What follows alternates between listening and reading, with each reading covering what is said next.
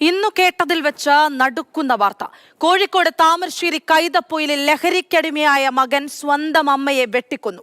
ഇന്ന് ഉച്ചയ്ക്ക് 1:30യോടെയാണ് നാടിന് നടുക്കിയ സംഭവം നടന്നത്.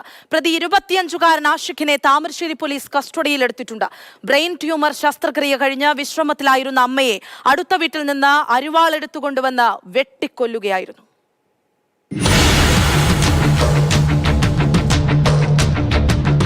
കോളേജിലേക്ക് വലിയ പ്രതീക്ഷയോടെയാണ് മകനെ പഠിപ്പിക്കാൻ വിട്ടത്.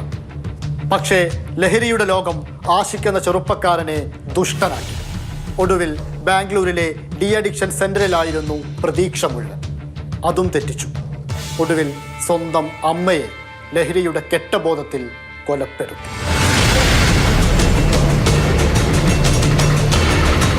മകൻ സ്വന്തം അമ്മയെ കൊന്നത് ഒരു നാടിനെ ഒന്നാകെ നടുക്കി.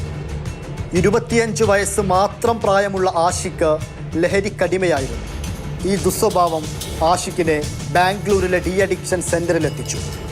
കുറച്ചു നാളുകൾക്കു ശേഷമെങ്കിലും തൻ്റെ മകൻ ലഹരിയിൽ നിന്ന് മോചിതനായി തിരിച്ചു വരുമെന്ന് കൊല്ലപ്പെട്ട സുബൈദ പ്രതീക്ഷിച്ചു കാണണം.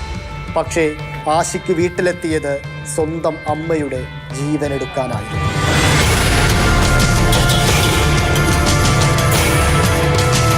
ബ്രെയിൻ ട്യൂമർ ശസ്ത്രക്രിയ കഴിഞ്ഞ് താമരശ്ശേരി കൈതപ്പൊയിലെ സഹോദരിയുടെ വീട്ടിൽ വിശ്രമത്തിലായിരുന്നു സുബൈദ. അമ്മയെ കാണാനായി ആഷിഖ് എത്തിയത് സഹോദരിയുടെ വീട്ടിലേക്കായിരുന്നു.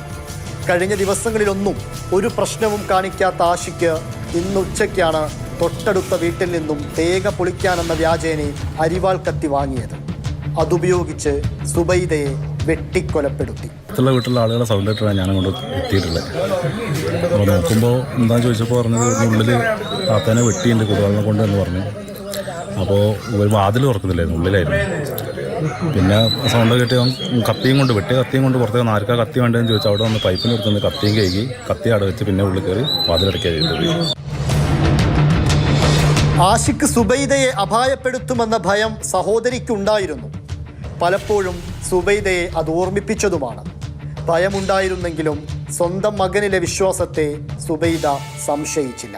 ഓള് എപ്പോഴും എന്നെ അപായപ്പെടുത്തിട്ടോ ഓനെന്ന് ഞാൻ അവളോട് എപ്പോഴും പറയല, ഓനെ ഇനി ഏറ്റുമുട്ടുകയും ചെയ്യരുത് എന്ന്. അപ്പോൾ എന്നോട് പറഞ്ഞില്ല, ഞാൻ ഓനായിട്ട് കൊളുത്താൻ പോയാലേ എന്നോട് ഏറ്റുമുട്ടും എന്ന് പറഞ്ഞപ്പോൾ പിന്നെ എനിക്ക് വിശ്വാസമായി. എനക്കൊണ്ട് ഇനി ഓനെ ഏറ്റുമുട്ടരുത് ഞാൻ പറഞ്ഞതാണ്.